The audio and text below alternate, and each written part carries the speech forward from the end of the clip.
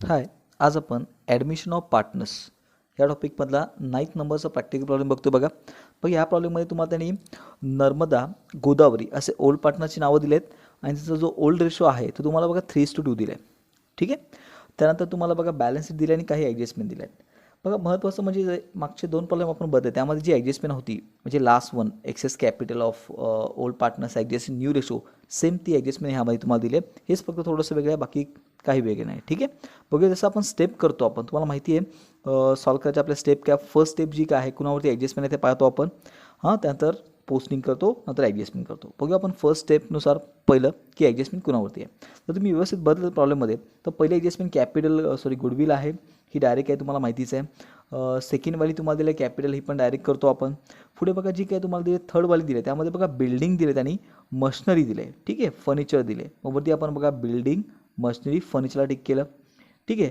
त्यानंतर तुम्ही जर पुढे बघितलं तर त्यांनी डेटर्सवरती दिले तुम्हाला ॲडजस्टमेंट. मग तुम्ही डेटर्सला टिकमार्क केलं आणि पुढे स्टॉक दिले त्यांनी स्टॉकला केलं. म्हणजे जवळपास बघा कॅश सोडून सगळ्या आयटमवरती ॲसेट साईडच्या आयटमवरती तुम्हाला ॲडजस्टमेंट दिलेली आहे. ठीक आहे. बघूया.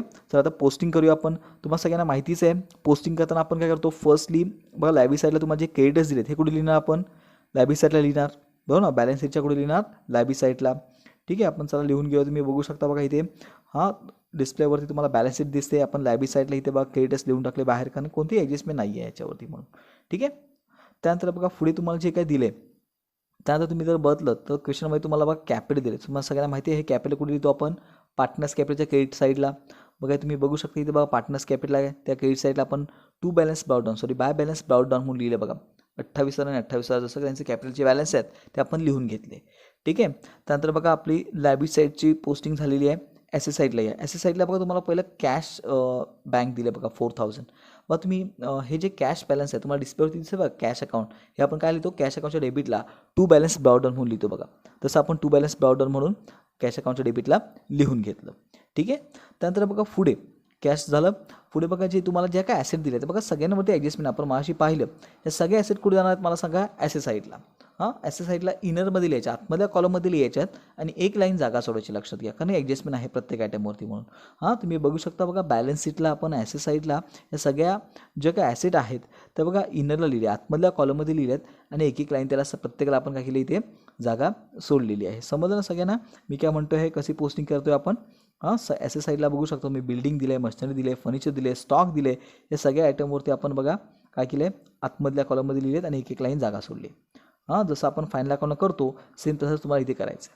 ठीक आहे. पोस्टिंग तर झाली सगळ्यांना पोस्टिंग समजले. पोस्टिंग कशी करतो हे सगळ्यांना समजले ना. अशी व्यवस्थित सगळ्यांनी पोस्टिंग करून घ्या. पोस्टिंग झाली. आता ॲडजस्टमेंट बघूया. तुम्ही बघू शकता बघा जी फर्स्ट ॲडजस्टमेंट आहे Kaveri shall pay 4,000 as per share of goodwill the amount to be retain in business. कोणती केस आहे बघा ट्रीटमेंट ऑफ गुडविलचा व्हिडिओ तुम्ही नक्की पाहिला असेल बघा. त्यामध्ये आपण शिकलोय की गुडविलच्या ट्रीटमेंट कशा करायच्या आहेत. कोणती केस आहे goodwill in cash retain in business पुढे त्यांनी सरळ म्हटलं आहे बरोबर ना. म्हणजे कोणती केस आहे फर्स्ट केस आहे.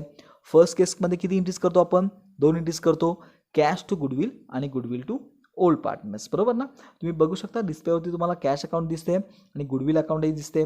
कॅश अकाउंटच्या डेबिटला बघा तुम्हाला दिसते ना काय लिहिलं आपण टू गुडविल लिहिलं टू गुडविल 4,000 आणि गुडविलच्या क्रेडिटला बघा आपण लिहिलं बाय कॅश 4,000 झालं. ही फर्स्ट झाली तुमची एंट्री. जी सेकंड एंट्री आहे ती आहे गुडविल टू ओल्ड पार्टनर्स. तुम्ही बघू शकता बघा गुडविल अकाउंटच्या डेबिटला टू ओल्ड पार्टनर्स लिहिले बघा आपण बरोबर. आणि पार्टनर्स कॅपिटलच्या क्रेडिट साईडला बघा तुम्हाला दिसते ना पार्टनर्स कॅपिटलच्या क्रेडिटला आपण बाय गुडविल लिहिले बघा. ठीक आहे. पार्टनर्स कॅपिटलच्या क्रेडिटला आपण काय लिहिले बाय गुडविल. मग ते गुडविल जे काय आहे ते आपण ओल्ड रेशोमध्ये वाटून टाकले बघा 2,400 1,600 म्हणून. जो काय रेशो आहे त्यांचा ओल्ड रेशो त्यांचा किती दिले तुम्हाला 3:2 दिलं की नाही तुम्हाला 3:2 दिलं आहे. त्यामध्ये आपण हे 2,400 आणि 1,600 म्हणून वाढून टाकले. ठीक आहे. समजलं गुडविलची फर्स्ट केस आहे त्यामुळे असं इंटरेस्ट झाल्या. बरं झालं गुडविलचं समजलं सगळ्यांना. जर समजत नसेल कोणती केस कशी ओळखायची तर ट्रीटमेंट ऑफ गुडविल हे व्यवस्थित पहिलं शिकून घ्या. याच्यावरती आपला ऑलरेडी एक व्हिडिओ झाला आहे तो पहा व्यवस्थित. ठीक आहे. पुन्हा पुढे तुम्ही बघू शकता बघा जी सेकंड ॲडजस्टमेंट आहे त्यामुळे तुम्हाला कॅपिटल दिले दिसतं ना सगळ्यांना कॅपिटल दिले की नाही 12,000 ॲज कॅपिटल दिले 1/4 shares in a future profit दिसतंय. मग आता हे जे काही कॅपिटल आहे हे कुठे लिहितो आपण सगळ्यांना माहिती आहे. काय होतं न्यू पार्टनर जेव्हा पैसे देतो तेव्हा आपण लिहितो कॅशच्या डेबिटला आणि पार्टनरच्या क्रेडिटला. आता म्हटल्याप्रमाणे सेम आपण बघा इथे तुम्ही बघू शकता पार्टनर्स कॅपिटलच्या क्रेडिटला बाय बँक किंवा बाय कॅश म्हणून लिहायचं. जो न्यू पार्टनर्स आहे इथे कावेरी दिसते ना तुम्हाला, मग कावेरीच्या कॉलममध्ये तुम्ही लिहिलात. ठीक आहे. आणि सेकंड इफेक्ट तुम्ही बघताय कॅश अकाउंटच्या डेबिटला टू कावेरी कॅपिटल म्हणून. समजलं. असं हे नेहमी लक्षात ठेवा. सेम इफेक्ट होतो बघा प्रत्येक वेळी. कॅश किंवा बँक अकाउंट आपण प्रिपेअर करतो. आणि कॅपिटलचंही झालं आपलं. आता जी पुढची ॲडजस्टमेंट आहे बघा, जी थर्ड ॲडजस्टमेंट आहे त्यामध्ये फर्स्ट तुम्हाला बिल्डिंग दिले बघा, दिसतं ना सगळ्यांना बिल्डिंग 24,000 दिले. आणि तुम्ही प्रॉब्लेममध्ये बघू शकता बघा बिल्डिंग तुम्हाला दिले किती मला सांगा. प्रॉब्लेममध्ये जर तुम्ही बघलं तर तुम्हाला बिल्डिंग दिले 20,000 आणि इथे तुम्हाला किती दिले त्यांनी 24,000 दिले. मला सांगा 20,000 तुमचं बिल्डिंग होतं 24,000 झालं म्हणजे काय झाले 4,000 इन्क्रीज झाले, वाढले. मग तुम्ही काय करणार बिल्डिंगमध्ये बघा आपण ॲसेट साईडला येऊ, बिल्डिंगमध्ये काय करणार 4,000 ॲड करणार. म्हणून तुम्ही बघू शकता बघा इथे बिल्डिंगमध्ये आपण 4,000 ॲप्रिसिएशन म्हणून लिहिलं आणि बाहेर 24,000 आलं. समजते. तुम्हाला माहितीच आहे सगळ्यांना बिल्डिंग वाढली आहे, ॲसेट वाढली आहे म्हणजे आपला प्रॉफिट झाला. म्हणजे सेकंड इफेक्ट होणार ॲसेटला आपण ॲड केलं की फर्स्ट अकाउंटच्या क्रेडिटला म्हणजे रिव्हॅल्युएशनच्या क्रेडिटला, कारण आपल्या ॲसेटची व्हॅल्यू वाढली, आपला प्रॉफिट झाला म्हणून तेव्हा बाय बिल्डिंग 4,000 म्हणून लिहिलं. समजलं इथपर्यंत. मी पुढे बघू शकता बघा तुम्हाला त्यांनी दिले machinery and furniture to be reduce by 10%. Sir त्यांनी म्हटलं बघा जे मशनरी आणि जे फर्निचर आहे ते 10% काय झालं आहे मला सांगा रिड्यूस झालं आहे, कमी झालं आहे. मी त्यावरती थोडक्यात डेप्रिसिएशन तुम्हाला काढायचं आहे. ठीक आहे. त्याला ॲसेट साईडला आपण येऊया, सेम त्यावरती 10% काढूया आणि मायनस करून घेऊया कारण डेप्रिसिएशन आपण लेस करतो. तुम्ही बघू शकता बघा इथे तुम्हाला दिसते मशनरीवरती 10% 2,800 येईल, ते मायनस करा. फर्निचरवरती 10% 120 येईल, ते मायनस करा. ठीक आहे. मायनस केलं हे दोन्ही पण. त्यानंतर जो सेकंड इफेक्ट आहे ह्याचा हा तुम्हाला माहिती आहे मायनस केला आपण म्हणजे आपला लॉस झाला, आपली ॲसेट कमी झाली. म्हणून बघा रिव्हॅल्युएशनच्या डेबिट साईडला आपण हे दोन्ही आयटम लिहिले बघा, मशनरी 2,800 आणि फर्निचर 120. समजते कसं ॲडजस्टमेंट केलं आहे. हा खूप सोपा आहे. ॲसेट कमी झाली की लॉस होतो तो रिव्हॅल्युएशनच्या डेबिटला. तुम्ही जर बदलत तर पुढे तुम्हाला त्यांनी दिले प्रोव्हिजन ऑफ 5% ऑन डेटर्स. दिसतं ना सगळ्यांना प्रोव्हिजन ऑफ 5% ऑन डेटर्स त्यांनी दिले बघा, म्हणजे आधी दिले तुम्हाला 5%.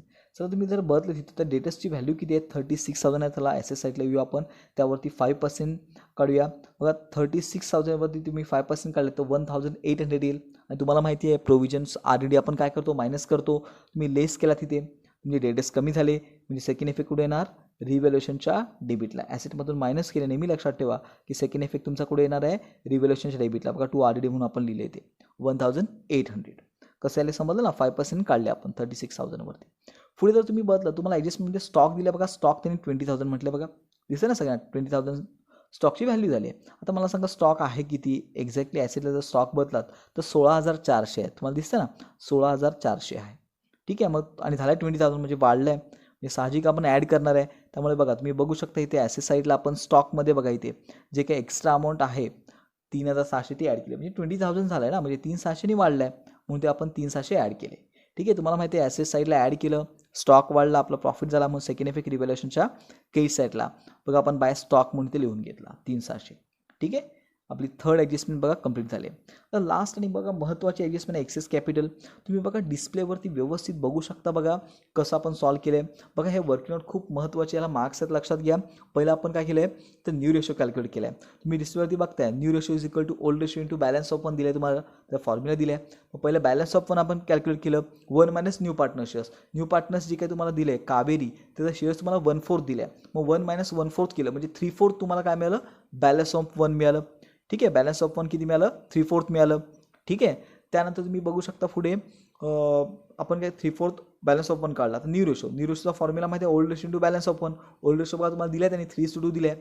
म्हणजे जी नम्रता पहिली जी आहे नम्रता तिचं किती दिलं तुम्हाला त्यांनी 3:2 म्हणजे 3 दिलं आहे बरोबर ना, 3 दिलं आहे म्हणजे किती येणार 3/5 का 3+2 म्हणजे 3/5 इंटू किती येणार तुमचे 304. 304 कोणते तर balance of one. Old ratio आहे 3/5 इंटू बॅलन्स ऑफ वन 3/4. सरळ मल्टिप्लिकेशन करा 3 × 3 9 5 × 4 20. सेम तुम्ही नर्मदाचं काढलं. गोदावरीचं काढा. गोदावरीचा रेशो किती आहे 3:2 म्हणजे 2 आहे. सेकंड आहे गोदावरी 2/5 आलं इंटू 3/4 करा. सेम तुम्हाला 6/20 मिळेल बघा. आता झालं कावेरीचा ऑलरेडी तुम्हाला रेशो गिवन आहे बघा म्हणजे 1/4 त्यांनी दिलं आहे बरोबर ना. पण फक्त जो बेस आहे तो याचा 4 आहे, बाकीच्यांचा 20 आहे. मग जर बेस 20 पाहिजे तर 4ला कितीनी मल्टिप्लाय करावं लागेल तर 5नी. मग दोन्ही साईडला आपण बघा 5 केलं मल्टिप्लिकेशन करून 5/20 आलं. मग तुमचा न्यू रेशो बघा 9:6:5 9665 हा तुम्हाला न्यू रेशो मिळतोय. समजलं न्यू रेशो कसं काढलं? न्यू रेशो झाला आपला की पुढे काय करायचं? टोटल कॅपिटल काढायचं. आता हे टोटल कॅपिटल कसं काढायचं? जो ऑलरेडी तुम्हाला जो न्यू पार्टनर्स आला आहे त्याचा रेशो तुम्हाला त्यांनी कॅपिटल दिलेलं असतं बघा. तुम्ही सेकंड ॲडजस्टमेंट बघू शकता, त्यामुळे तुम्हाला बघा 12,000 रुपये कॅपिटल दिले, बरोबर, 1/4 शेअर्सला. मग ह्याचा अर्थ काय होतो की 4तला जो एक भाग आहे, म्हणजे टोटल 4 पार्ट आहे, त्यातला 1 पार्टची व्हॅल्यू आहे 12,000. तर टोटल कॅपिटल म्हणजे त्या 4 पार्टची व्हॅल्यू आपल्याला काढायची, म्हणून आपण क्रॉस मल्टिप्लिकेशन केलं बघा. म्हणजे 12,000 × 4/1 केलं. ठीक आहे, म्हणजे 48,000 तुम्हाला इथे टोटल कॅपिटल मिळालं. ठीक आहे, हे 48,000 टोटल कॅपिटल तुम्हाला जे मिळालं तर तुम्ही न्यू रेशोमध्ये, जो न्यू रेशो आपण कॅल्क्युलेट केलं ना 9:6:5, त्यामध्ये डिस्ट्रीब्यूट करायचं. सगळ्यांना माहिती आहे डिस्ट्रीब्यूट कसं करतो? 48,000 × 9/20 करा, 21,600 मिळेल. सेम 48,000 × 6/20 करा, 14,400 येईल. 48,000 × 5/20 करा, 12,000 येईल. जसं त्यांनी दिले 12,000 सेम तेच यायला पाहिजे बघा ठरव कावेरीचं. समजलं? हे तिन्ही तुम्ही काय केलात? कॅपिटलच्या व्हॅल्यूज काढून घेतलात. ठीक आहे, आता हे जे सगळं आपण कॅल्क्युलेट केलं आहे हे कसं पोस्ट करायचं बघा. तुम्ही बघू शकता बघा, फर्स्टली तुम्ही केलात पार्टनर्स कॅपिटल अकाउंटमध्ये या. पार्टनर्स कॅपिटलच्या डेबिटला बघा, जे काही आपण आता कॅपिटल काढलेत ना 21,600, 14,400 आणि 12,000, ते आपण हे सगळे लिहून घेतले बघा. टू बॅलन्स CD म्हणून डायरेक्ट. हे कधी अशी ॲडजस्टमेंट करायची? जर तुम्हाला लास्ट ॲडजस्टमेंट दिली असेल ना, the excess capital of all partners to be adjust in new ratio, जसं आपण मागच्या 2 प्रॉब्लेममध्ये पाहिलं आहे, सेम तसे ॲडजस्टमेंट दिले असेल तरच हे टोटल कॅपिटल काढायचं, ते न्यू रेशोमध्ये डिस्ट्रीब्यूट करायचं आणि तिघांच्याही कॉलममध्ये लिहून घ्यायचं. समजलं? हे लिहून झालं तुमचं. आणि सेकंड इफेक्ट जो ह्याचा आहे तो बघा लायबी साईडला. तुम्ही बघू शकता बघा, हे जे काय बॅलन्स आहेत कॅपिटलचे हे सगळे आपण लायबी साईडला कॅपिटल म्हणून लिहून टाकले. समजलं? इथं पण काय केलं? कॅपिटल कसं लिहिले. आता लास्ट स्टेप जी काय आहे आपली म्हणजे टॅली करायचं आहे. बघू शकता तुम्ही, फर्स्ट आपण कोणतं अकाउंट टॅली करतो? रिव्हॅल्युएशन अकाउंट टॅली करतो, किंवा त्याला प्रॉफिट लॉस ॲडजस्टमेंट अकाउंटही म्हटलं जातं. कसं टॅली करतो? कोणती साईड मोठी आहे? क्रेडिट साईडची अमाऊंट जास्त आहे. सेम आपण ती डेबिटला लिहिली बघा 7,600, त्यातून डेबिटची अमाऊंट मायनस केली, मग 2,880 2,880 तुम्हाला इथे प्रॉफिट मिळतो बघा. हा प्रॉफिट ओल्ड पार्टनर्सचा असतो, त्यामुळे ओल्ड पार्टनर्सना बघा ओल्ड रेशोमध्ये आपण डिस्ट्रीब्यूट केला. 3:2 मध्ये तो डिस्ट्रीब्यूट करून टाकला. आता हा जो प्रॉफिट आहे तो आपण कुठे वाटणार आहे? तर पार्टनर्स कॅपिटलच्या क्रेडिटला. लक्षात ठेवा, प्रॉफिट पार्टनर्स कॅपिटलच्या क्रेडिटला डिस्ट्रीब्यूट केला जातो, म्हणून त्यामुळे बघा इथे बघा पार्टनर्स कॅपिटलच्या क्रेडिटला आपण डिस्ट्रीब्यूट करून टाकला. ठीक आहे, तुम्ही बघू शकता इथे. त्यानंतर आपण फायनली काय करायचं आहे? पार्टनर्स कॅपिटल तुम्हाला टॅली करायचं आहे. समजलं? पार्टनर्स कॅपिटल टॅली केलं बदलत तर बघा, नर्मदाची टोटल करा. क्रेडिट साईडची टोटल जास्त येते बघा नर्मदाची, बरोबर 32,128 येते, आणि गोदावरीची येते 30,752, कावेरीची येते 12,000. टोटल ही तिघांची सेम आपण डेबिट साईडला लिहिली. कोणती साईड मोठी येऊ शकतो? डेबिट किंवा क्रेडिट, कोणतीही साईड मोठी येईल बघा. इथे क्रेडिट साईड जास्त येते, डेबिटला लिहिलं. त्यातून जे काही डेबिटला आहेत म्हणजे हे 3च अमाऊंट तुमच्याकडे आहेत बघा, ह्या आपण जे कॅपिटल लिहिले ह्या मायनस करा. म्हणजे तुम्हाला जो काय डिफरन्स मिळेल बघा, जो काय डिफरन्स मिळतो इथे तुम्हाला, जो म्हणजे फर्स्टली जो डिफरन्स मिळतोय 10,528 आणि गोदावरीचा 16,352, ह्याला टू लोन नाव द्या. आता हे टू लोन का? तुम्ही जर लास्ट ॲडजस्टमेंट व्यवस्थित वाचा, त्याने म्हटलं आहे की difference adjust in a loan, बरोबर ना? लोन अकाउंटमध्ये ते ॲडजस्ट करा डिफरन्स, म्हणून ते आपण त्याला लोन. मागच्या प्रॉब्लेममध्ये आपण बरोबर कॅश म्हटलं होतं, त्याला कॅश नाव आपण दिलं होतं. ठीक आहे, बघा हे जे काही लोन जो बॅलन्स तुम्हाला हा मिळेल हा लायबी साईडला तुम्हाला लिहायचा आहे. समजलं मी काय म्हणतोय? हा जो का लोनचा बॅलन्स आहे हा आपण बघा इथे लायबी साईडला लिहून टाकला लोन म्हणून, नम्रता आणि गोदावरी. ठीक आहे, समजतं सगळ्यांना मी काय म्हणतोय? माझं लोन. आता बघा कावेरीचं ऑलरेडी ते टॅली झालं, इथे 12,000 इकडे आहे आणि इकडे 12,000 आहे, त्यामुळे टॅली झालं, त्याचा काय डिफरन्स येत नाही. समजा एखाद्याला प्रश्न पडेल इथे लोन इकडे आले, समजा लोन इकडे आलं असतं तर ह्या साईडला आलं असतं बॅलन्स, तर ॲसेटला लिहिला असता. इकडे आला तर ॲसेटला, इकडे आलं असतं तर कुठे लिहायचं? लायबी साईडला. समजलं? आणि फायनली तुम्ही इथे लोन दिल्यानंतर तुमची जी काय बॅलन्स शीट आहे ही टॅली करायची. बघा तुमची टॅली अमाऊंट बरोबर 1,24,480 दोन्ही साईडची. समजलं? कॅशचा बॅलन्स बघा इथे आपण लिहून घेतला. कॅश जो काय 20,000 कॅश आपण टॅली केलं, तुम्हाला डिस्प्ले कॅश अकाउंट दिसते, ते टॅली केलं, 20,000 राहतो इथे बॅलन्स लिहून घेतला आणि फायनली आपण टॅली करून घेतलं. समजलं कसं सॉल्व्ह केलं आहे? काय डाऊट्स असतील तर प्लीज तुम्ही मला विचारू शकता. थँक्यू.